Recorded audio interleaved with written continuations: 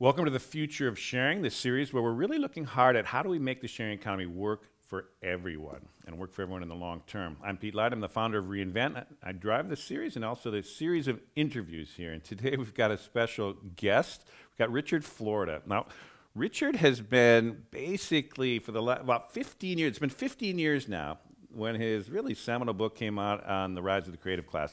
And he kind of was very much ahead of the game of how people were moving back to the cities, the economy was recentering in the cores of the cities rather than moving away from the cities. And he really had a lot of insights way ahead of the game and has spent the last 15 years kind of traveling the world explaining a lot of that and the evolution of those ideas. But he also is extremely intellectually honest, and he's also got a ton of integrity. And as the facts started shifting or moving and the kind of theory started evolving a little bit, he really started getting much more interested recently in the inequalities in these cities and some of the repercussions of that very vibrant, very an energized kind of core economy. And that's when he's come out with his latest book, The New Urban Crisis, with the subtitle, How Our Cities Are Increasing Inequality, Deepening Segregation, and Failing the Middle Class, and What We Can Do About It. And so for today, we've got a great hour interview with Richard Florida. So thanks for coming in. Thank you, Peter. The one thing I will say is that subtitle is too long, but I wanted to shrink it. Well, actually, I didn't want a subtitle, but they told me I needed one. So thank you for reading that overly long double subtitle. Appreciate it. What's nice about though is it really gets to the key issues that I think you're exploring there, which is well, that's what they said, but I'm like, 3 words, the new urban crisis, actually 4 words, is too much for me. So a hashtag. It has to fit in a hashtag somehow. It's figured out. Exactly. And make sure you have M dash in there too, not just a comma. Makes for a good subtitle. Well, there's a lot to go over here because you're actually touching on a lot of the themes that we're really preoccupied with in this series and have been exploring with dozens of other interviews in the past year. So the first way I kind of want to get at this is we've been talking about and looking at the surprising kind of revitalization of cities. I mean, early in my lifetime, everyone was leaving the core cities, and when I was a young journalist, we were all looking at the rotting urban cores and trying to figure out what to do about it. And now the opposite has happened. So besides just the demographics of it, which a lot of people track, you really see it as central to the evolution of the economy. And do you want to just kind of talk a little bit about what is behind this kind of supercharging of the cores of cities right now? Yeah, well, I think my life mirrors your experience. As I say in the book, I was born in 1957 in Newark, New Jersey, back when Newark, and now we're basically at the 50th anniversary of the riots. So back when Newark was a functional, desirable, economically thriving city, my dad worked in a factory in the ironbound section. My entire extended family, I'm Italian American, so on both sides, everyone lived there. And we would go to the downtown department stores. If I remember correctly, there was Bamberger's, there was a Hanes, there was a Kresge's, and all sorts of related shops. And then, as the 60s progressed, as I got a little older, the city started to decline. And, I remember, I tell the story in the book of, being with my dad. It must have been a week ago, 2 weeks ago, something like that, 10 days ago from when we are talking, maybe not when you guys are watching this, when Peter and I are talking here, that Newark exploded into riots. So we were driving. My dad wanted me to learn how to play a musical instrument. I wanted to be like Jimi Hendrix or Eric Clapton. My dad liked jazz. He wanted me to learn music. He was taking me to a guitar lesson. Of course, Peter, he had to be an Italian-American jazz guitar teacher. And, that my dad's like, get down on the seat, get down on the seat, get down on the floor. And there were guns firing and shots and tanks rolling through the streets and armored vehicles. And Newark was in riots. So then the city, just my city, and I'm a working class kid. We didn't have much money. The only city I knew was Newark. It emptied out. And I guess I thought that is what happened to cities, as a kid growing up at the time. And I think it really imprinted itself on my brain. So, of course, by the time I got to college and certainly to graduate school, and I went to graduate school at Columbia, you could see the beginnings of an urban revival. Although it was very small scale, it was limited to certain bohemian neighborhoods or, countercultural neighborhoods. It was in Lower Manhattan, in the Village, in Soho, and so on and so forth.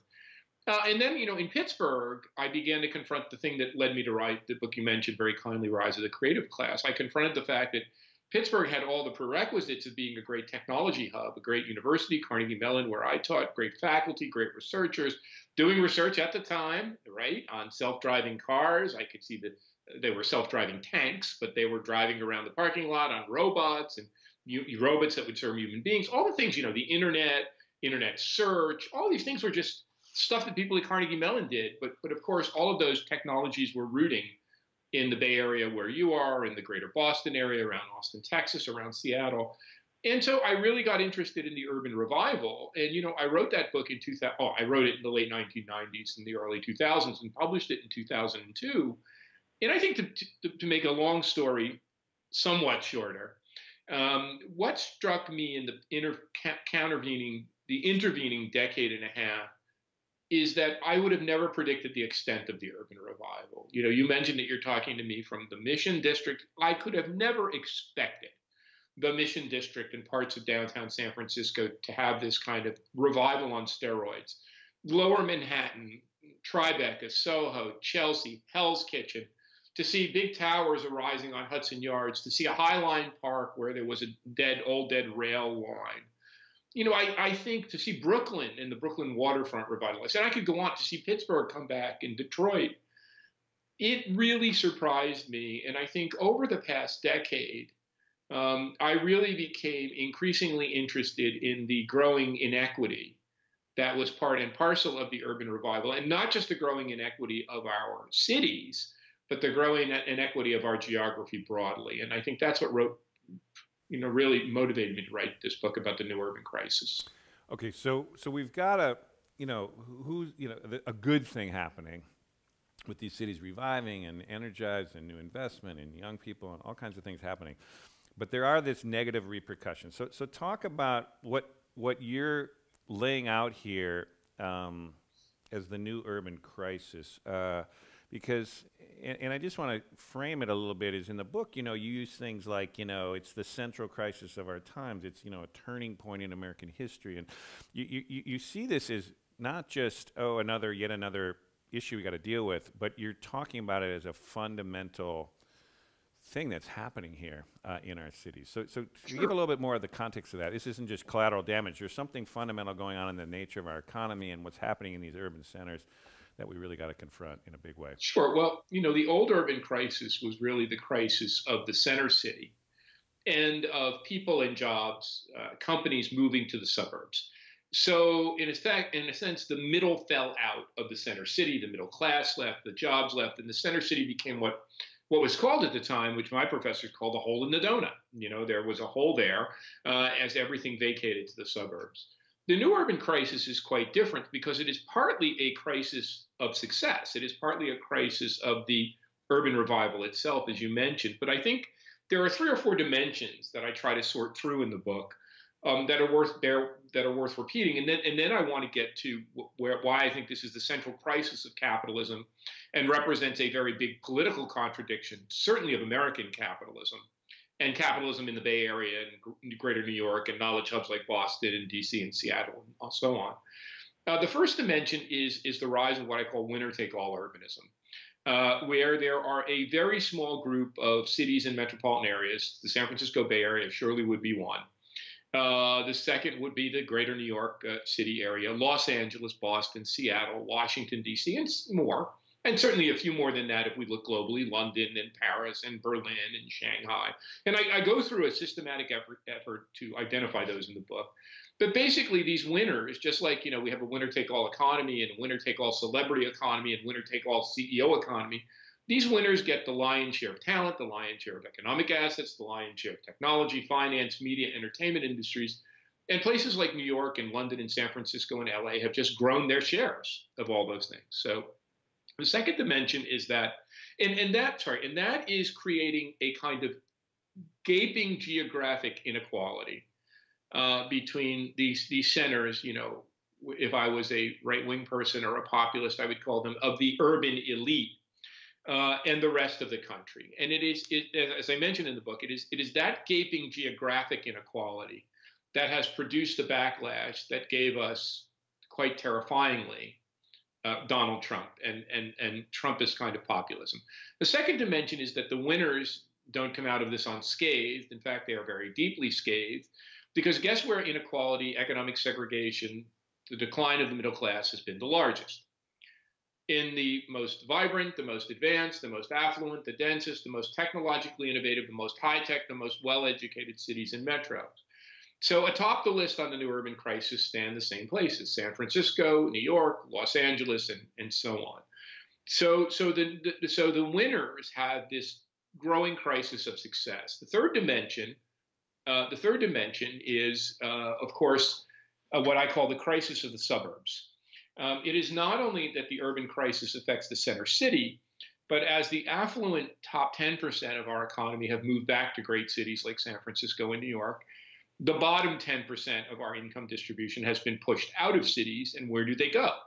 Well, of their neighborhoods. Some go to other relatively disadvantaged urban neighborhoods, but a large share of them go into the old, close by, distressed working class suburbs. So the rate of suburban poverty is, we have more poor people in suburbs than cities. The rate of suburban poverty is growing faster than it is in cities.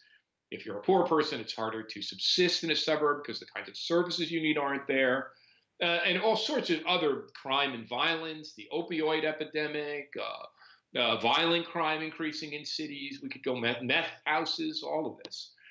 And I talked about several other dimensions, but the one I want to highlight here, because just we want to be reasonable with time, is that if the old urban crisis was the decline of the middle class in cities, the new urban crisis is about the decline of the middle class across the board.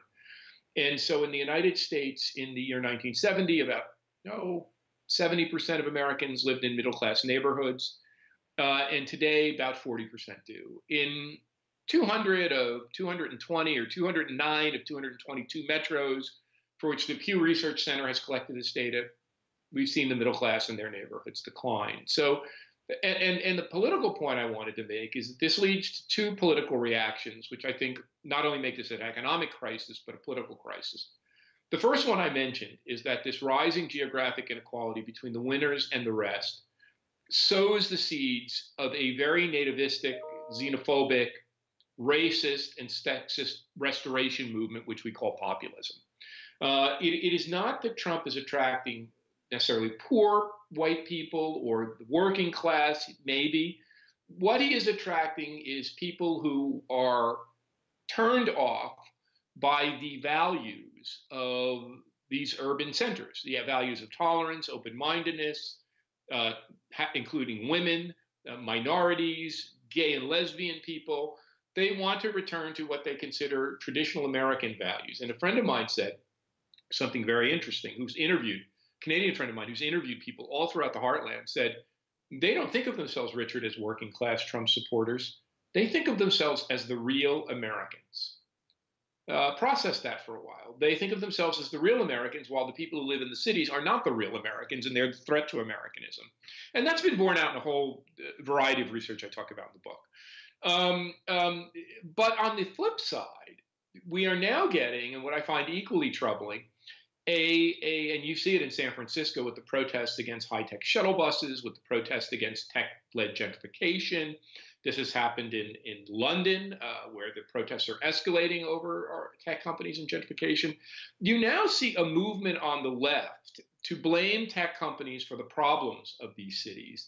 And you see a growing movement to say, tech companies are a big part of the problem. I recently read an interview with Cory Booker, the person I admire, for a Newarker like me, a guy who gave me the Newark Medal of Honor, where he's saying tech companies are a big part of the problem in America. They better get with it. And I was talking to one of your Congress people from the Bay Area, and he said, Richard, the pitchforks are out. So I think on both sides, there's this right-wing reaction, but from the left, there is this reaction that is in many ways as troubling, which is saying tech companies are to blame for the problems of American society. And what I say in the book is that really worries me, because tech companies are key to generating the innovations, the technologies, creating the jobs. In American history, financial companies may have been the devil before. Big monopolistic industrial companies may have been the devil before. But Americans have always kind of liked innovators. So one thing that worries me is these joint backlashes, this backlash from the right against progressive, forward-looking values, and the backlash in the left against the tech companies. And in the book, I say we need a way out of that. And we need to make a more inclusive urbanism. And that will be where we have to get to. So before we go into that, because I definitely want to get into some of these pieces of that, let's go a little bit deeper, because I mean, we're sitting in San Francisco, and it's the same thing, a very progressive city where it's the left that is flipping out about so many of the things happening in the Bay Area here, that from a distance would seen as good things, new jobs, new innovation, new buildings, wealth spreading, but it's spreading in good ways too, and philanthropies and all kinds of stuff happening. What is behind? Is it an ideological thing, or is it a misunderstanding of what's really going on? Because you, for example, mentioned how you think gentrification is kind of overblown in your book, which I'd like to also kind of get to reference it, that it's not really happening to this degree. So is it scapegoating? Is it kind of old thinking? Or I'm just curious, what is going on there really in that respect? Well, all of the above. I mean, the problems of rising inequality in urban centers like San Francisco are real. But I identified this back in 2003 in an article for the Washington Monthly, that the Bay Area and New York and these places had the highest levels of wage inequality in the country. The backlash against gentrification has been going on in places like and displacement has been going on in places like San Francisco for the past 40 or 50 years. But I think more recently, tech companies never located in cities before. They located out in suburban corporate complexes and office parks, then the so-called nerdistans, where engineers with their pocket protectors and fancy calculators and computers could drive their souped-up cars to work and never deal with the kind of hurly-burly problems of urban centers. But of course, we know as urbanists that innovation is a product not just of the accumulation of knowledge, or not just of great universities, not just of talented inventors. All of those things are important, of course. It happens, as Jane Jacobs, the great urbanist, told us 50 years ago. Innovation and entrepreneurship and startup companies tend to happen in the densest urban centers. So it's not a surprise to me that over the past decade or decade and a half, high-tech companies, and especially startup companies, have migrated back to urban centers. So, I took a very detailed look at this. I think we're the only group that's ever looked at this at the zip code level. Now more than half of all technology startups, and maybe 60% of the venture capital investment in those technology startups, is occurring in urban neighborhoods like the one you're sitting in the Mission District, like other parts of downtown San Francisco, like parts of lower Manhattan, and also places like Boston and Cambridge, Massachusetts, and downtown Seattle. And these are the places where people want to be. Talented, creative, knowledgeable people want to be in those places. So that's where companies are going. I think out of that, given the fact that these places are more unequal, housing is less affordable, it's pretty natural to start to point fingers.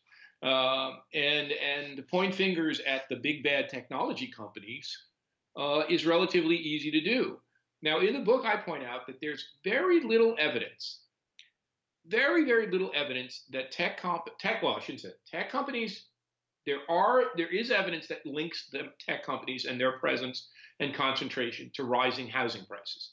There is very little, if any, evidence that links tech companies to growing inequality. There are other characteristics of those cities. The fact that they're expensive, the fact that they attract lots of educated people, the fact that they haven't built enough housing, we could go on and on. But it's hard to pin the blame on rising inequality and segregation on tech companies. That said, they are being blamed. And so I think to this point, to be quite honest, Peter, I think the tech community said, Hillary Clinton's going to win. We'll support her and she's going to win. Democrats are going to win. Obama was in office. That's something the federal government will take care of. Or if not in California, Jerry Brown will take care of it. Or in New York, Andrew Cuomo will take care of it. I think the rise of Trump and the backlash against this is a big wake-up call. And I guess it doesn't matter whether or not tech companies are the immediate cause. They are increasingly being blamed. And so I've been writing a lot on this more recently, on how tech companies, along with other anchor institutions, universities, medical centers, real estate developers, have really got to become part of a more inclusive prosperity. And it's in their interest to do so. So to me, it makes no sense to throw the baby out with the bathwater. It would hurt the urban revival to sort of say, we want to put a moratorium on tech companies coming to great cities. And moreover, it would damage our innovative prowess. I call this in the book a kind of new urban Luddism. If we can't get densely clustered tech companies in our country, we're going to damage our innovative prowess. So now I think it's up to tech companies, universities, medical centers, local governments, real estate developers to band together, because there is going to be no federal help to provide affordable housing or to combat inequality. We're going to have to do that locally, and we're going to have to engage our own models of building more inclusive prosperity together. Awesome, and that's a good. Let's just hold that before we get into some of the policy things there. But I love that kind of framing. Can we go one? Let's go one more notch from tech companies to the sharing economy, because again, because that's another interesting one where one way to frame the sharing of underutilized assets is in dense cities is a good thing. It's kind of a solution to what's going on here. Yet they're often seen now as, maybe they're just part of the broader tech backlash, but I'm just wondering, to your extent, how do you see the sharing economy and the companies within that, Uber, Airbnb, and those others, fitting in this kind of situation? Pros and cons. Well, I think in a way it all fits together in that all of these things are part of a fundamental transformation in the nature of capitalism. The old industrial capitalism was pretty easy to understand, although it took us a couple of 100 years to come to grips with it and make it work for us. Remember, the old industrial capitalism was driven by class conflict, civil war in the United States fought between the industrial South and the industrial North and the rural South, plantation-based South, major depressions, in the 19th century and 20th century, much worse than what we were able to manage our way through more recently. 2 world wars, the rise of all of the isms, totalitarianism, communism, fascism, and all of that. So this transformation, I think I would submit, is even bigger, because we're now moving for the first time from a natural resource and physical labor economy to an economy that is motivated by the human mind, human knowledge, human creativity. So the transformation is leaving certain parts of the country behind, and advantaging certain smaller parts of the country on the coast, like the Bay Area, the East Coast, the Acela Corridor. But it's also transforming cities. And if I said this a long time ago in Rise of the Creative Class, no one paid attention. I say it again in this book.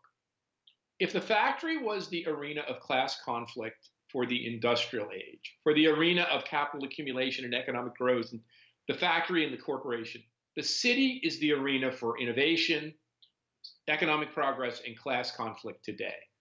So that's what we're seeing played out. There is this battle for very limited urban space. And in that, tech companies have been painted tarred with that brush, some for very good reasons, some for not very good reasons. But the sharing economy, which on the one hand, as you said, is a really important part of making cities efficient. There was a time when our farms were incredibly inefficient and it took 80% of our population to make the stuff we eat. Then we made our farms really effective and we, revolutionized agriculture. Now we make enough food to feed ourselves plus with 1% of our workforce.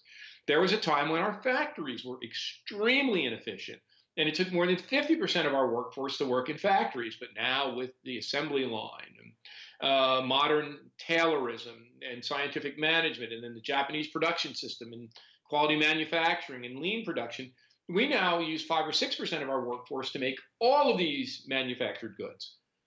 One of the last arenas of inefficiency in our economy is a city. The lights are on, the housing isn't used, the cars stay parked. We have all these fixed assets which are barely used. Office buildings go empty, houses where people aren't home. And so the sharing economy, such that it is, it seems to me a way to take that city as a platform for innovation and economic growth and make it more efficient. But of course, it generates its own backlash because, and of course, some of the firms have not played their hands the best they can. They've caused all sorts of trouble for themselves. But the point of fact is that then Uber gets blamed for driving cabs out of business. When Uber is a way, or the ride sharing services are a way to make the economy run more efficiently and to cause us as individuals to not have to own a car. In fact, I told my wife recently that the last car we bought will be the last car we ever buy.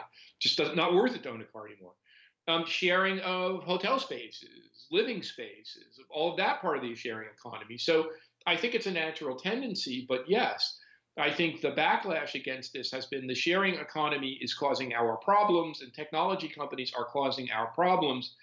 And to my mind, that puts the burden back on these companies to say, no, no, no, no, no, we're not going to be the cause of your problem. We're going to work to find a solution. And the way we're going to find a solution is to work together to try to lessen these inequities and divides and try to make our cities better and more inclusive places.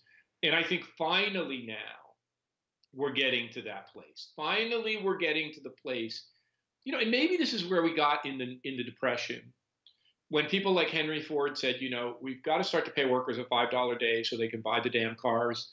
Maybe it's the part we got in the Great Depression when retail magnates like Lincoln Filene or Filene's department stores in New England said, you know what, we've got to do something in the government to raise people's wages and to give them some kind of security and safety net, because by God, they got to buy stuff and we have to build a middle class. Maybe that's the wake up call we're having today.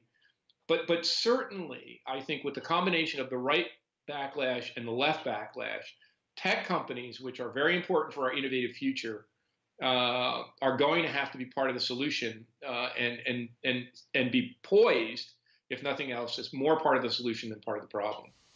I love that frame, and I share it.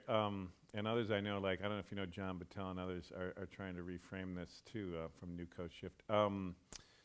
I love that frame. What's interesting about this, a couple things that are interesting that seem to be historically different than in the past is, often we've seen these giant, in the past eras, the companies that were ascendant or dominant took outside pushback, Standard Oil, you had to be cracked up, or workers' movements to kind of get the grind out the kind of gains in the post-war world and things like that. You've now got literally the 5 biggest companies in the world now are all tech companies. They're all on the West Coast here with a lot more running room ahead of them. I mean, if you look at the numbers here, I mean, do you see any evidence that there might be a magnanimity, a kind of almost like a voluntary kind of let's solve this differently? Or do you think it's going to take the kind of beyond even just this initial backlash, some kind of really outside pressure, federal government, workers, whatever it is, that's going to crack at it? I mean, my feeling is that there's a lot of goodwill there that could actually be leveraged, but I'm just curious where you fall on that kind of scheme. Well, I think there's a couple things that work in the favor of making this work for us rather than against us. One is that the cities in which tech companies are located are by far the most politically progressive places in the United States. By U.S. standards, a place like San Francisco or Boston or Seattle or New York, I mean, the Bay Area had the largest share, the Bay Area, that's the San Francisco Metro and the San Jose Metro, had the largest share of votes of any large metro for Mrs. Clinton and the smallest share of votes for Donald Trump. So that tells me, and New York was also high, and Boston was also high, in Seattle, that tells me that the places where this new economy or knowledge economy or creative economy has nestled are among the most progressive parts of our society. Secondly, taking my own rubric, the creative class, if you look at votes for liberal politicians, identification as a political liberal, left on the American political spectrum, votes for whether it's President Obama or presidential candidate Clinton, and against Republicans or against Trump, the creative class is highly and positively associated with votes for liberalism, votes for candidates like Mrs. Clinton and Mr. Obama. So that will put pressure on local governments. And of course, you see this in San Francisco. You see it in New York with Bill de Blasio winning the mayoralty on a campaign about the tale of two cities and providing affordable housing. You see it very clearly with Anne Hidalgo in Paris. You see it with Sadiq Khan, the remarkable mayor in London. I mean, big cities like San Francisco are different from gated suburbs. They have rich people and poor people and ethnic diversity and diversity by sexual orientation. And not everyone can wall themselves off in a giant condominium. These are real places that have political contestation. So my hunch is the first things will start to happen at the local level. And that will involve both cajoling and conversation, but also probably some political action to say to these large tech companies that are doing many good things, innovating, generating jobs, buck up, guys. And I'm hearing it from, as I mentioned before, from liberal politicians. The pitchforks are coming out. Get with the program before it gets too bad. There's lots of things tech companies can do to help here. One, I talked about the rise of inclusionary prosperity. They can start to provide workforce housing and affordable housing on and around their campuses. It's not a hard thing to do. They're very rich, very wealthy, lots of money. They can provide workforce housing for their service workers, the people who work in their cafeterias and in their healthcare centers and daycare center and gymnasiums. Two, they can make those jobs better. I mean, who knows better how to make knowledge work a great job than a Google, than an Amazon, than a Microsoft, than an Apple? Why tolerate this divide where the service workers who are running the daycare centers, running the cafeterias, are paid minimum wage, and those jobs are outsourced to outsourced providers, and the workers are treated like crap? We know from research that's been done at MIT, from the same people who looked at the upgrading of manufacturing and lean manufacturing, that when you treat workers well, when you pay them more, when you engage them in their work, they provide better service, they're more innovative, they come up with novel ways to solve problems. Just like we made manufacturing work better, we can make service work better. They can make sure the tenants that come in to be part of their corporate complexes also provide good jobs rather than bad jobs. So they can begin to help support transit. I mean, people think the shuttle buses are selfish because they are. Um, Transit is something that people can share, and we see this now. The new Google project in San Jose, which is very interesting test case. Will they do affordable housing? Will they upgrade service work? And there's pressure for them to do so. But locating around a transit hub and providing financial support for that transit hub, I think there's lots that these five big tech companies can do. And I do think it could be part of a progressive moment. I think that the interests of tech companies and their creative class knowledge workers and service workers are much more aligned than the interests of, say, the coalition of restoration that supports Donald Trump. So and I've been writing about this, that the natural coalition that would lie behind a progressive solution is tech companies, tech and knowledge workers, and the service workers. Lord knows if we don't do that, Peter, holy shit, to turn a phrase, the thought of America falling victim to this kind of Trumpist backlash in anything more than the very possible shortest term is terrifying, because this could be the first time in American history that America turns its back on immigration, on openness, on technological innovation, on urbanism in a significant way. And if that happens, I think there goes everything. That America will over time cease to become the center of these technology companies, the center of this innovation revolution, and it will cede its position to other places. So, Lord God, I hope it happens. Completely agree with that. One last thought on that, and then I want to get to this agenda a little bit more. But you mentioned San Francisco, obviously, and then LA occurs a lot in your book. And given that the politics of California have kind of gotten beyond conservative republicanism, they've been so marginalized over the last couple decades here. One frame is that what's happened in California here is essentially the early demographics, the early shifts that are coming to America writ large. I'm just wondering if you see anything special going on in California as a state, or the entire kind of state as an incubator in this Trump kind of period to kind of really come up with a broader progressive politics beyond even just the urban core stuff. I think our country's divided. And I think there are places like Los Angeles and San Francisco and California, and there aren't many of them remaining, New York and Boston, New York State and Massachusetts and Washington, Seattle and Washington. But much of the rest of the country is becoming redder and redder and angrier and angrier. I made the maps. We made the three-dimensional maps. You can see them on my stuff on CityLab. Those spikes of blue, which may have carried millions more votes for Mrs. Clinton, are by far a losing geography. When you factor in the Electoral College, it's going to be hard to see how Electoral College is going to be hard to win. And then when you look at what's happening, if you think Trump's bad, in the state governments and the state legislatures, in Texas, the business community is apoplectic about this attempt to ban trans people from bathrooms. In North Carolina, the retreat on gay and lesbian rights has got the business community up in arms. So what we're likely to see in the short run is a migration of technology and talent to the few blue safe places that are left, as particularly as states try to preempt, as Texas tries to preempt what's happening in Austin, as North Carolina tries to preempt what's happening in the Research Triangle, and go on. So these little specks of blue that are sprinkled around the country are likely to shrink. Um, I think California and New York and Massachusetts are really different. Now, and here's the big aha moment that I had in finishing the book after the election. I don't want to impugn Red America. Red America is entitled to its beliefs, even if it's not my beliefs. If people want to live in a way with more family values and a more traditional America, and don't want to invest in transit and don't want to invest in better schools and better educational systems, so be it. They're entitled to that. If we in Blue America want to invest in better universities and transit and have open arms for immigrants and the gay and lesbian people, we should be able to do that. And I think we really do have two different countries. And maybe the only way out in the short run, I say this in the book, is to lessen the stakes in these every 4 to 8 year soft Civil War like political contests, which pit the country against itself, Blue and Red America, and say to people, we're going to give the power back to you.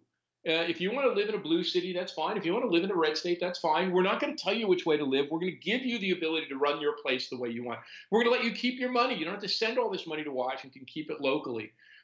One thing that crosses my mind more than once is not that California is going to change the country, but the country is going to be more and more against California. And in that sense, I look to the situation in Canada. And what shaped modern Canada was the rise of a secessionist movement in Quebec. And that secessionist movement was about language and the French language. But my idol, Jane Jacobs, wrote a book on this. No one's ever read. They read The Death and Life of Great American Cities and the Economy of Cities. And she said she supported Quebec secessionism on the grounds of subsidiarity. Subsidiarity means that those who live in a place, those who live in a province or a state or a locality or neighborhood know best and should have the most possible power. It just may be time for places like California to say, screw it, we'll secede. Now, I'm not saying that seriously. I don't believe California should secede. But if New York and California and Massachusetts and Washington said, you know what, we've fed up with this bullshit. We want to secede because we want to live our lives and run our economies on our own terms. And if these, I don't know, how many, 300 cities now that signed on to the climate change accords and said, you know what, we're just sick and tired of this bullshit.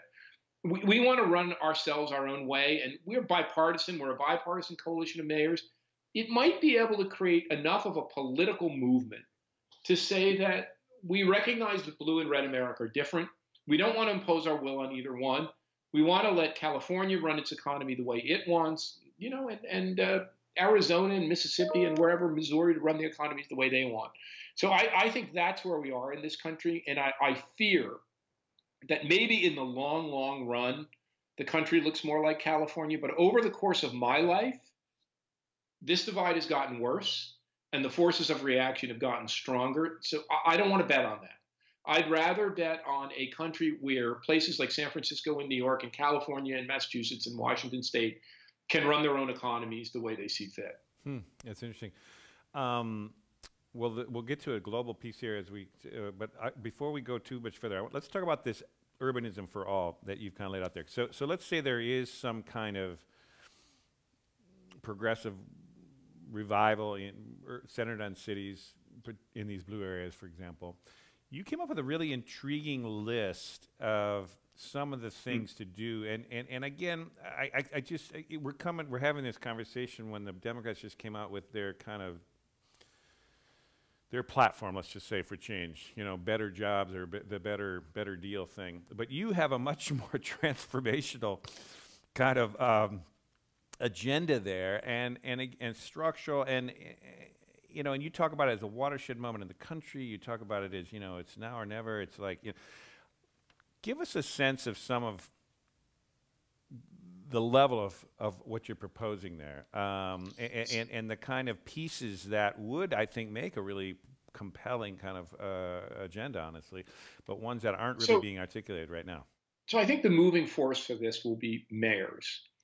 And I got the great good fortune to go and address the U.S. Conference of Mayors in June about this. And the response that I got from mayors, um, from cities, Republican mayors and Democratic mayors, was we have to do this. So, um, but I want to add that I also was recently invited in the past several weeks to go visit the Democratic leadership in the House of Representatives, not the Senate. And I noticed Chuck Schumer announced the better deal, which is wonderful. But I was invited by the leadership in the House of Representatives. The person who invited me was a Bay Area congressperson, Congressman DeSaulnier. But I met with Congressman DeFazio and many members of the California delegation. Very interesting. The principal actors that I met with were mainly the California delegation, organized by Representative DeSaulnier, but also people from the Pacific Northwest, Oregon, and Washington, and a few others. But it was very much a West Coast group. They totally got this. They totally saw this.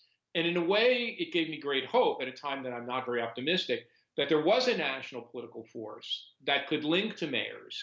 But here are the principles which about this movement to urbanism for all or inclusive prosperity. One, we've got to solve the housing problem. And the housing problem is simply that we're not building enough in the places that need housing to be built. So, one part of this has to be that we get rid of these NIMBYistic zoning and building codes, which hold back development in places like San Francisco. No brainer. Lots of agreement on that from across the political spectrum. But, big but, getting rid of housing and building codes and land use right now today, everyone sort of believes, and maybe it's the triumph of this kind of right-wing mentality, conservative mentality, if we just have deregulation, everything fixes itself. Well, no. What's tended to happen is when we've relaxed zoning and building codes, we get more luxury housing for rich people. Some of it with no people in it, some of it empty most of the time where they stash money. So we need a commitment to affordable housing. And there we talked previously about localities are going to have to mandate that developers who want to make a killing or tech companies that are going to build and others provide that affordable housing or pay taxes to provide that affordable housing. We have to completely change our national housing system. We have to stop subsidizing rich people who own homes with a mortgage interest tax deduction. Then we have to put that money into affordable rental housing. I talk in the book about infrastructure.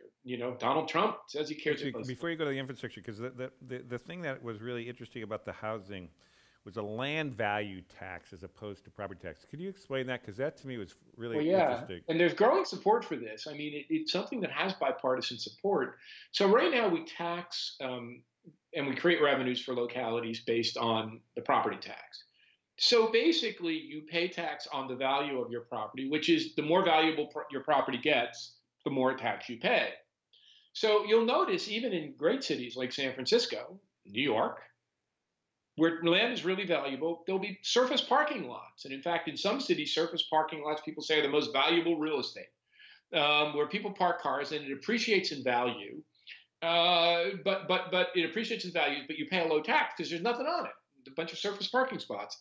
Or you get this reaction where people are saying, I got mine, Jack. I live in a great neighborhood of low-rise housing. I don't want taller housing to go up around me because it's going to somehow negatively impact my property values. I want to keep things the way they are, not in my backyard. So the land value tax turns the tables on that and basically says your tax rate goes down the more intensively developed the land is. And the guy who invented this was a guy from San Francisco who lived in San Francisco, Henry George. And he invented this idea like 150 years ago, where he was saying, the problem is people are sitting on these plots of agricultural land and they're not developing them. What if we tax in a way that creates an incentive for development? So the more developed the land was, the more mixed use, the more residential, commercial, industrial, the more densely developed, the lower the tax would be. And the idea would be that in combination with other things stimulates more development. So it's an idea that has a lot of support on the left and right. And it's something cities, it's not something the national governments need to do. That's something that cities can begin to experiment with themselves. That's fascinating. And you've now inspired me to go deeper into that with some more work on that. But so your overall urbanism for all. We can't go through everything, but the affordable housing, the infrastructure bill. I cut you off right before you were going that, but give some We broad. need we need to shift our infrastructure away from roads into transit, and obviously the federal government isn't going to do that. So we're going to need coalitions of people, private sector, tech companies, universities, hospitals, local actors, state actors that say, look, we got to build that high-speed rail link. Well, they're doing it in South Florida between Miami and Orlando, but we've got to do it in California. We've got to get this thing built, and the federal government's not going to help us or help us as much. So it's going to have to be done on a region-wide basis, maybe across states, as coalitions of states. And then we have to upgrade these jobs. And, I talked about that before, but manufacturing job wasn't a good job to begin with. It was a crappy job. My father told me it took 9 people in his family to make a family wage during the Depression. He worked in a factory. My granddad worked in a factory. His brother worked in a factory. My grandmother worked in a bakery, and his sisters did all sorts of clerical and office work.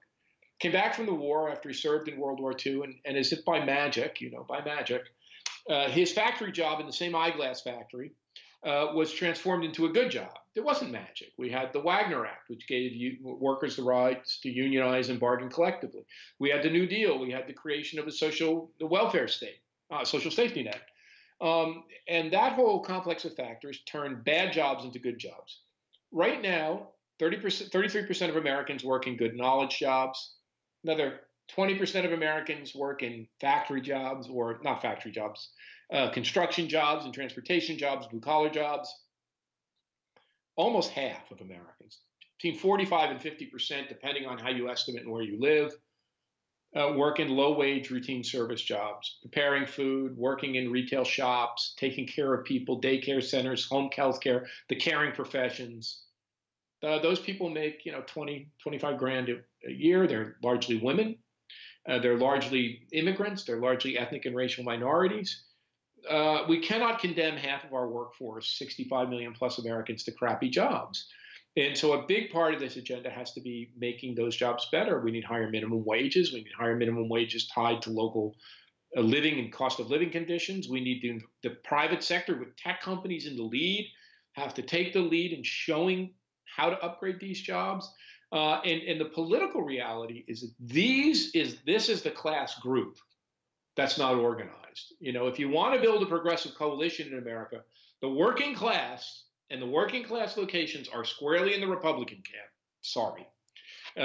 For the Democrats who so badly want to get them back. And what really concerns me there is just the effect Trump is having in pushing the whole system to the right. We have to go get them back, and we have to be nice to them and forget immigration, and we have to get the white working class back. The white working class in its locations are pretty squarely in the Republican camp. But those 65 million Americans who are service workers are in nobody's camp.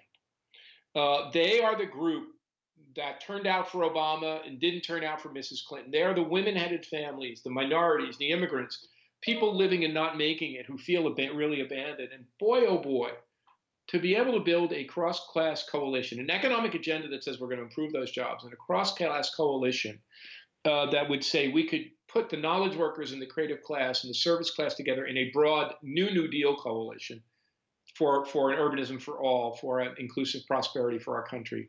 That could be a big deal. All right, we're getting towards the towards the end of this, what's been being a fascinating interview here. But there's a couple pieces I wanted to just raise here, because preoccupation of this series, there's been a couple preoccupations in this series for this year. We've done this for 2 years now. And one is we're trying to look globally more, because we've been spending all our time in the American context here for good reason, and it's been super compelling. But when you talked about the kind of decentralization of, the country into cities or states, it kind of made me think globally, because this is, again, it's not an American phenomenon. This is happening globally, and there's an you go into it in your book, which is a whole other world out there too. That this urban concentration is happening. It's a global phenom. It's the 21st century phenom. We're not alone in this stuff. So talk a little bit about the global dimension here, I think, just before we have about 10 minutes here. Sure. So let me take it at the mundane and the more approximate level first, and then scale out. Okay. There are people in America now talking a lot about the rise of the rest.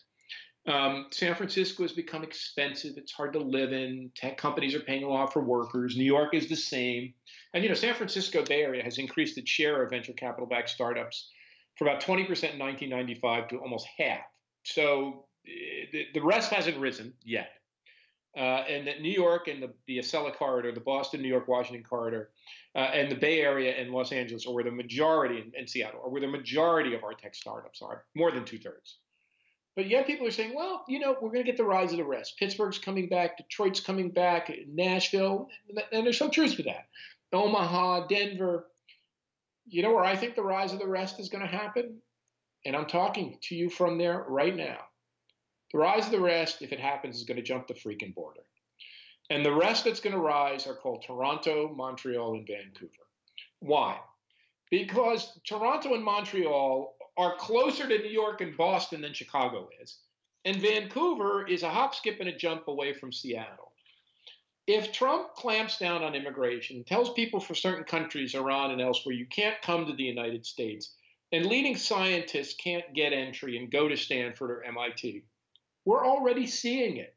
We're seeing the number of famous scientists, leading scientists coming to the University of Toronto or McGill or the University of British Columbia. We've seen Google open up a special laboratory for my colleague Jeffrey Hinton in Toronto because he said, I don't want to move to the Bay Area.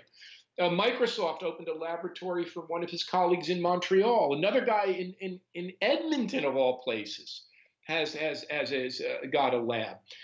But Toronto and Vancouver typically rank among the best places to live in the world. They have great international airports. They have vibrant tech ecosystems that are on par with Austin, maybe not quite Seattle yet, but pretty big and vibrant, and they're growing. They have great universities. They have great medical centers. They don't have violence. They have great places to live. As I said, they typically top the list of the world's best places to live. So I think one short-term thing might be, internationally, that we see the rise of Toronto and Vancouver and Montreal, the rise of the rest. San Francisco and New York will still be first tier, but also London and Berlin and Paris and Amsterdam. But the second point of this is a kind of bigger point. The forces of transformation around the world are no longer nation states and prime ministers and presidents. In fact, you could argue that the nation states have become bloated and dysfunctional and suck up too much resources and are a big part of the problem. And Trump may just be the wake-up call. It may be that when you had Obama running the show, it wasn't so worrisome.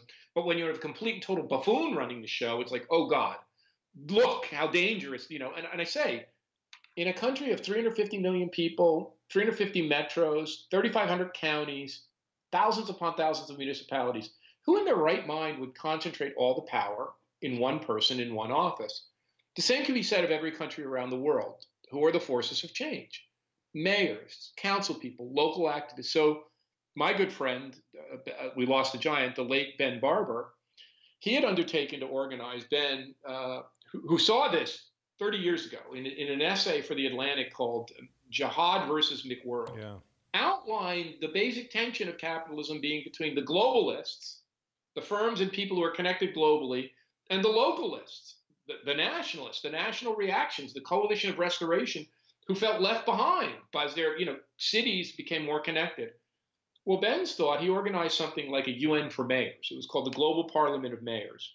Mike Bloomberg has, of course, invested in supporting mayors. He's now created basically a school for mayors, a set of programs, innovation programs for mayors. But across the world, it seems to me that these localities, these dense urban localities led by mayors, are the real focus for change. And in one way, you could see a battle between the old decaying nation state and these up-and-coming localities and if they could band together globally, and one of the things Ben told me before he died, we met in New York before he died, he said when Trump tried to crack down on the sanctuary cities, he had gotten his global parliament of mayors, which included European and Asian cities as well as American, to agree that if Trump cut off funding, this network of cities would support the cities that got cut off. So imagine that. Imagine if you had a network of the world's global cities, Shanghai and Beijing and Mumbai and whatever, Paris and London and New York and San Francisco, and they literally became a more active political force. So I think that's where the world is likely to head. And the question really, to my mind, is how do we manage this intervening period?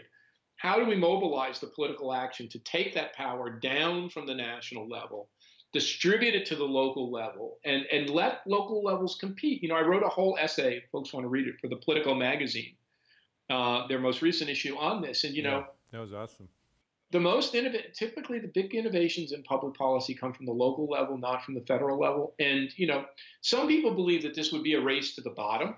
If you did this, San Francisco would want to become more like, I don't know, a city in Alabama or Mississippi. I'm not trying to, but you know what I'm saying, a red state city that had low wages and right to work rules and no rights for people. But in fact, the people who have studied this, the political scientists who studied this, once you set up a competition which is real, see a race to the top.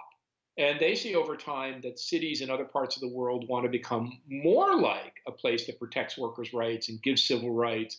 So yeah. And I guess at the end of the day, even if that's not completely the case, I would rather deal with 6, 10, 20 places that are dysfunctional and retrograde than having a country like the United States run in a retrograde and dysfunctional.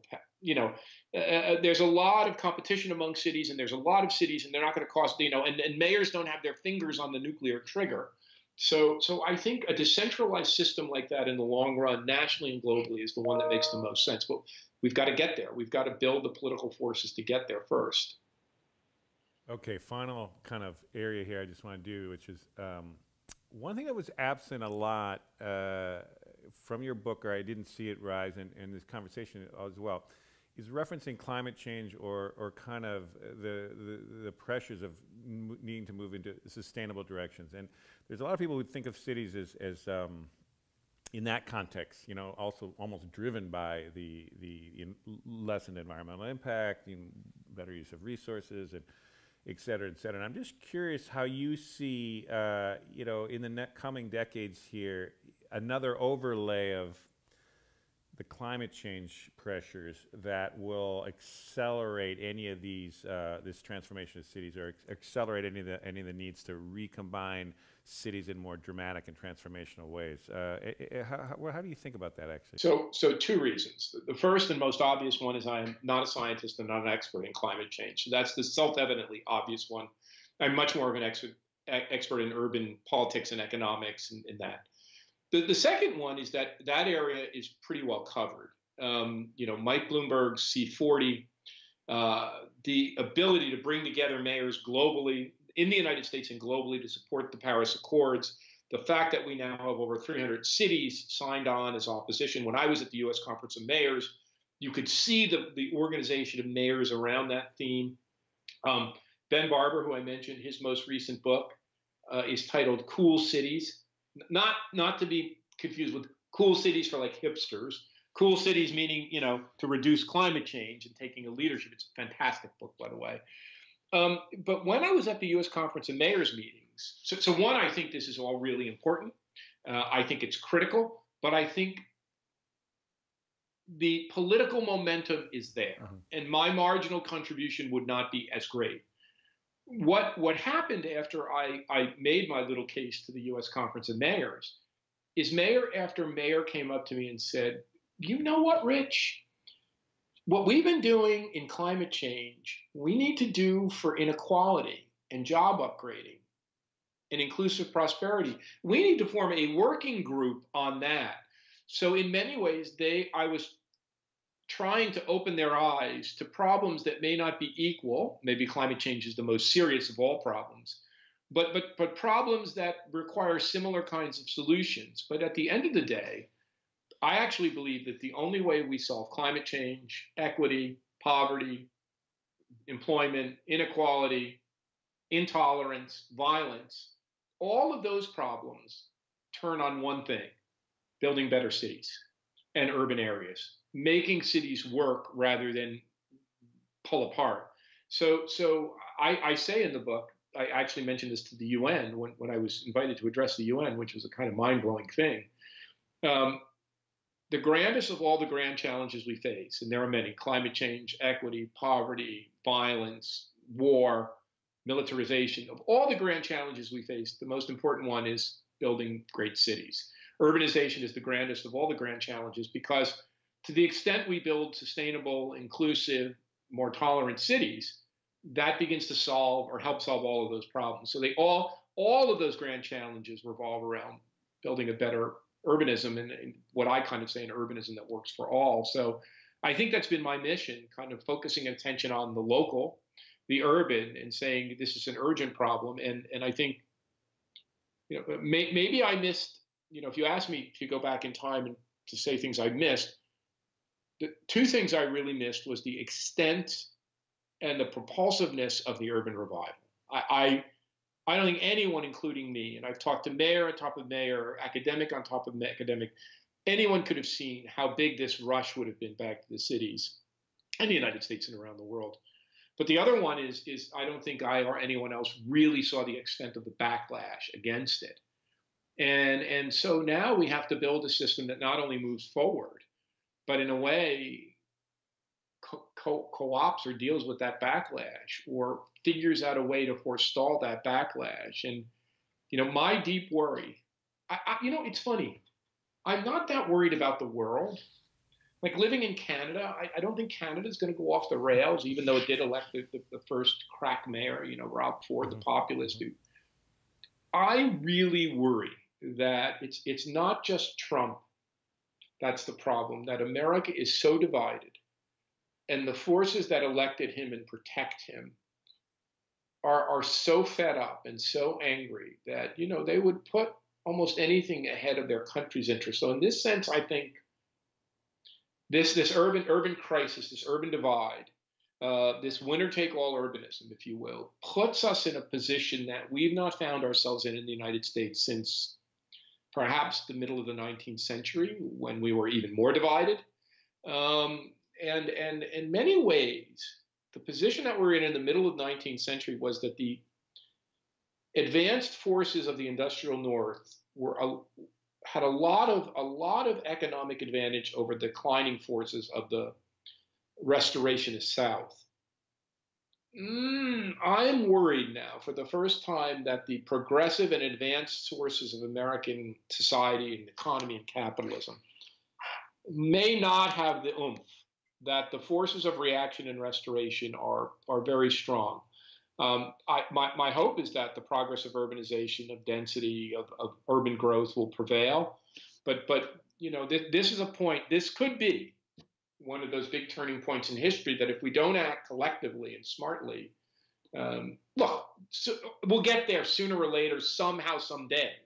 But as my friends in the U.S. Congress said to me, we'd really like to make that day as short as humanly possible. We'd really like to accelerate this transformation. One thing that weighed very heavily on me when I was writing this book, and I wanted to provide some level of optimism, and in fact, the people who read this book closely say it is, at the end of the day, an optimistic book. My idol and mentor, Jane Jacobs, her last book was called Dark Age Ahead. And Jane had always seen, cities and urbanism as the force pointing to a more progressive, more humanistic, a better future for people. And she saw she foresaw many of the things that would come to light with this populist moment.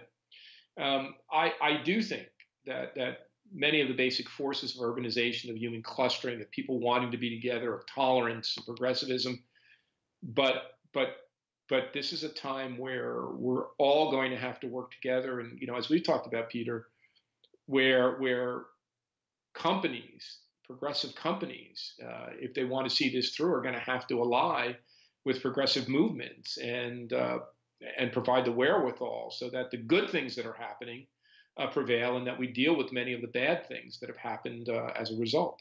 Wow. Well, that is, I guess, about as good a place as we can end. I will say that looking back on the Civil War and other junctures, it was inevitable, essentially, that the northern manufacturing, industrial economy, urban centers were going to prevail over the antiquated, slave-owning kind of plantation system that was clearly not going to rise again. Don't you feel like as much as, all the energy, all the jobs, all the innovation, all the wealth, all the, at some level there's just almost an inevitability of the way forward in this century ahead here. Yes. In the long run, I think globally there's the inevitability of clustered, dynamic, vibrant, diverse urban capitalism will prevail.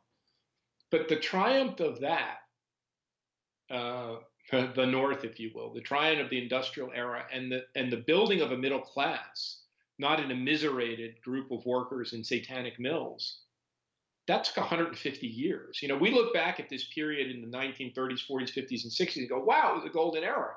We forget the 150 years of hell that preceded that, of conflict and contestation and world war and workers' rights movements.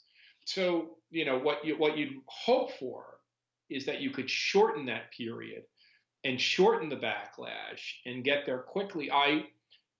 I'm not sure, for all its advantages, and being very honest, for all of its advantages in knowledge, in universities, in energy resources, in the size of its population, I'm not sure that the United States, if it gives in to these populistic pressures, comes out of this in the kind of dominant position it could. You know, the world right now could be the United States oyster. It has more great universities and more technology hubs and great energy resources and great immigrants who want to come and work hard in America. But the divide that has been created politically really hinder and hamper it. So it would not surprise me to see places like Toronto and Vancouver or Amsterdam or wherever, London, begin to define this new epic. And in many ways, they are moving out ahead of us. You know, I can tell you about Canada, where I live. You know, the province of Ontario, which is the equivalent of the state of California, is developing a very interesting agenda for inclusive prosperity. And, you know, Prime Minister Justin Trudeau is in with this. In England, which is led by the Conservatives, there is a movement to empower cities and metro areas, which doesn't exist in the United States. So, look, my father always told me, Rich, don't ever count America out. You know, I lived through the Depression. I lived through World War II. I saw the mobilization. I saw how fast this country can turn on a dime. I saw it bounce back when we were technologically and militarily unprepared. I watched as those armaments came in on boats, and we infantry soldiers cheered and saw the power of America when it put itself to work. And I believe in that. But this is a time where all of us have to dig deep. And I guess just to put to wrap this up, it's where acting locally really matters, and empowering local actors, empowering mayors and councilors, empowering different kinds of cities, Houston and San Francisco and Birmingham and Detroit and Pittsburgh and Scranton and New York and Boston, to focus on and solve their own problems. That's really what we have to do. And I think if we do that, we'll be okay. But this is a big turning point in our history. Wow. Well, we're going to have to end here, although I could keep going for a long, long time here. But a fantastic conversation here, Richard Florida. And we have a special guest. Special guest there. Oh, now we've got a Pagoda. Well, Pagoda doesn't want to be in the frame. Which unfortunately we could have had a viral cat video out of that. But anyhow, highly recommend The Urban Crisis, Richard Florida, and also that political piece, which I also saw and I thought was fantastic. Remind me of the name of that again, if people want to search for it? I called it When Cities Rule the World, but they changed it. So I only remember my title. I do. Because Ben had titled his book, When Mayors Rule the World. I titled this When Cities Rule the World, to play off Ben's great insight. But I'm sure they came up with I think it was a different title. But even so, another short way to get into it, but highly recommend the book. But anyhow, thank you so much, Richard. And hope to see you again. And maybe if you're in town, come by. Otherwise, hope to see you in another forum. But fantastic conversation. Thanks for having me on. Bye.